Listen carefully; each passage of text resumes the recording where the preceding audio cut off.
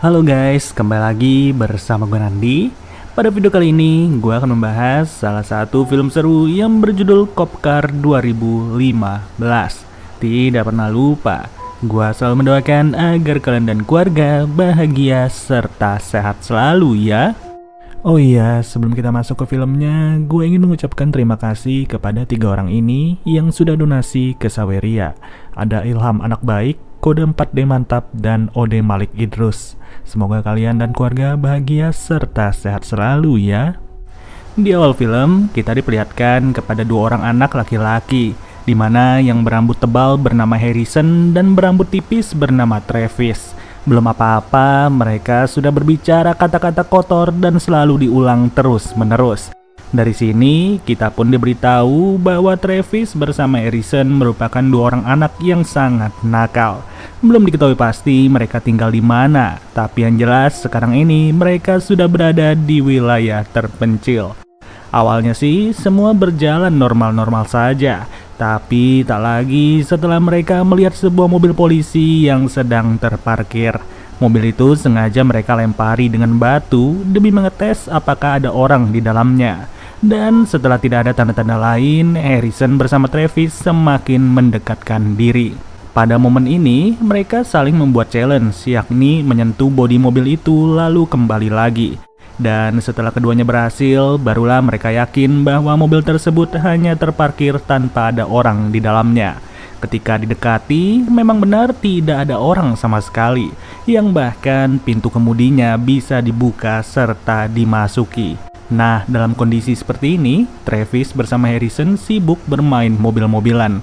Dan siapa sangka permainan itu malah semakin seru setelah Travis tak sengaja menjatuhkan kunci mobil. Ya, tak lain tak bukan, kunci itu adalah kunci dari mobil ini. Saat itu jugalah mobil pun langsung dinyalakan oleh Travis, di mana keduanya berkata kalau mereka mampu untuk menyetir mobil. Pengetahuan itu pun didapat oleh mereka setelah bertahun-tahun bermain game Mario Kart. Alhasil, selama fase ini, mobil polisi tersebut benar-benar dikendarai oleh Travis. Kalau dipikir-pikir, jatuhnya sih bukan main lagi ya, tapi udah masuk ke pencurian mobil. Dari situ, scene kembali kepada beberapa jam sebelum peristiwa tersebut, di mana seorang sheriff bernama Kretzer terlihat datang ke lokasi tersebut untuk melakukan suatu hal.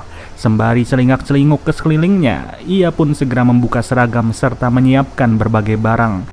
Yang ternyata di dalam bagasi itu, ia sudah membawa 1 buah jasad. Jasad ini sengaja ia bawa ke tengah hutan untuk segera dikubur secara diam-diam. Dikuburnya pun asal-asalan, yakni dilempar ke sebuah lubang yang sudah dicor. Kemudian si sheriff menyantaikan diri sebentar saja, di mana setelah itu ia terkejut kalau mobilnya sudahlah lenyap. Jelas pada posisi ini rasa panik sekaligus bingung benar-benar dirasakan. Hal pertama yang dilakukan oleh si sheriff adalah menghubungi kantor pusat serta mengaku bahwa alat komunikasi di mobilnya telah rusak. Dengan begitu, setiap komunikasi pun hanya dapat ia lakukan melalui handphone genggam. Di saat yang bersamaan, Travis bersama Harrison masih terlihat sibuk untuk jalan-jalan.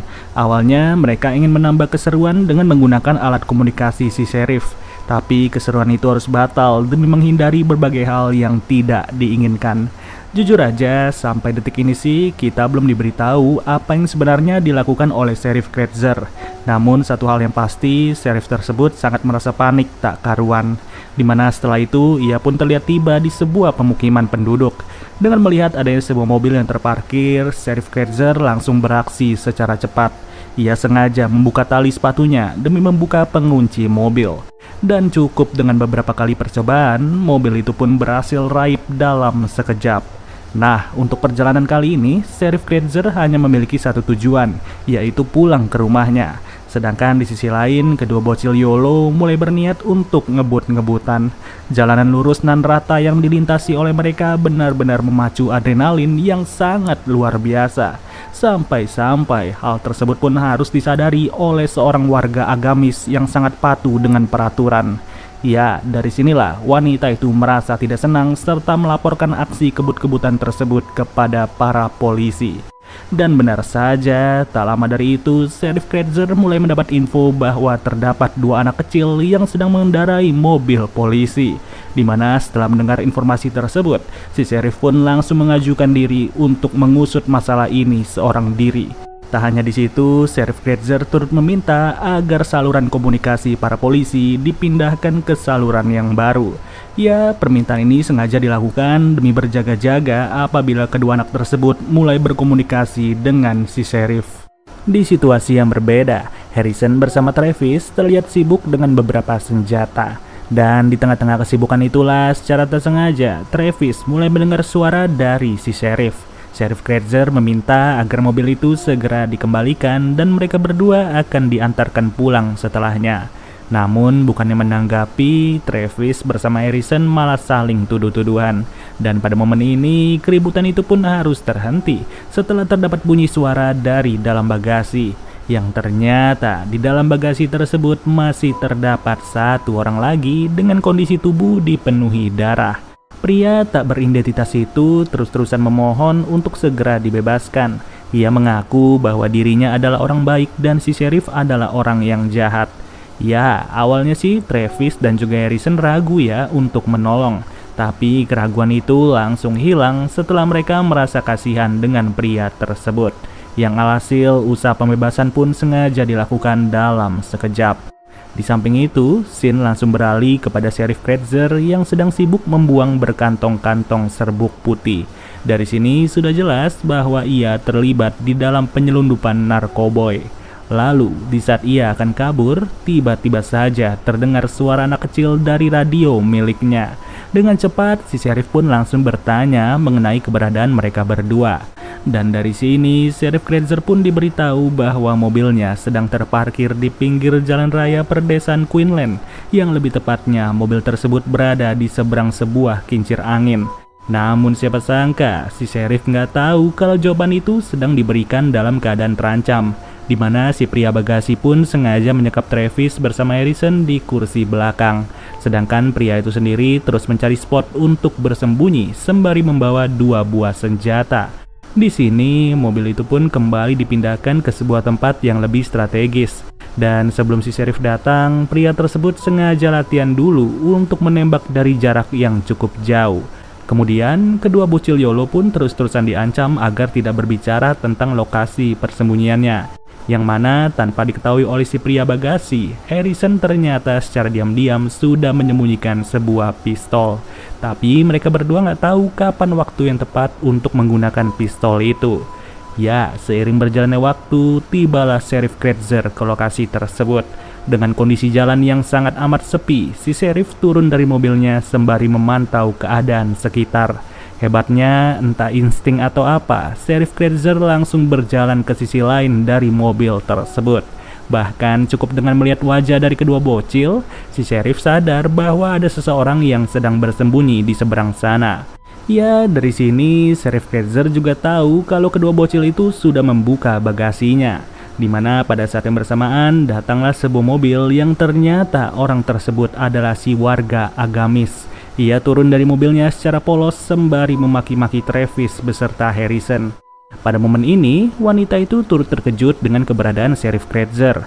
Si Sheriff pun menjelaskan bahwa ia sedang menghadapi ayah dari kedua anak itu yang sibuk bersembunyi di seberang jalan. Dan dari situlah Sheriff Kretzer berkata kalau kunci mobilnya tak sengaja terjatuh. Di mana wanita tersebut malah disuruh untuk memeriksa rumput sekitar demi mencari kunci. Tapi sayang sekali, si wanita agamis nggak tahu kalau ia sengaja dijadikan bahan testing oleh Sheriff Kretzer. Ya, dengan begitu, si Sheriff pun langsung sadar di mana keberadaan lawan yang sudah menunggunya sedari tadi. Hanya saja, dari aksi tembak-menembak itu, Sheriff Kretzer bersama si pria bagasi pun harus saling tertembak satu sama lain. Yang sudah jelas, dari berbagai aksi tersebut, tak ada satupun orang yang berhasil selamat. Di mana pada faktanya di balik jalanan yang sangat sepi ini sudah terdapat 3 orang manusia dengan kondisi penuh darah. Sedangkan Travis bersama Harrison sendiri tak mampu berbuat banyak selain memanfaatkan pistol yang tidak terpakai sebelumnya. Dan untung saja salah satu kaca dari mobil tersebut berhasil dipecahkan meski pada akhirnya salah satu peluru harus mengenai perut Travis. Namun lagi-lagi, kedua bocil itu nggak sadar kalau ternyata Sheriff Kretzer masihlah selamat. Bayangkan saja, dengan kondisi terluka parah, si Sheriff masih berusaha untuk mengejar dan mengejar. Yang berujung, si Sheriff pun harus menabrak seekor sapi, di mana bisa dipastikan Sheriff Kretzer sudahlah meninggal dunia. Ya, gila sih guys, dari awalnya iseng-iseng aja ternyata masalahnya bisa seserius ini ya, sampai menimbulkan korban jiwa. Dan kalau kita pikir-pikir lagi, urusan ini sebenarnya cuma urusan dari si Sheriff dan juga si pria bagasi. Tapi sampai merambat juga ke wanita agamis beserta Harrison maupun Travis. Oke deh guys, mungkin segini aja pembahasan alur ceritanya. Jika ada komentar, silahkan kalian ketik di bawah ya. Dan sampai bertemu lagi di video berikutnya. Gua Nari cabut dulu. Dadah.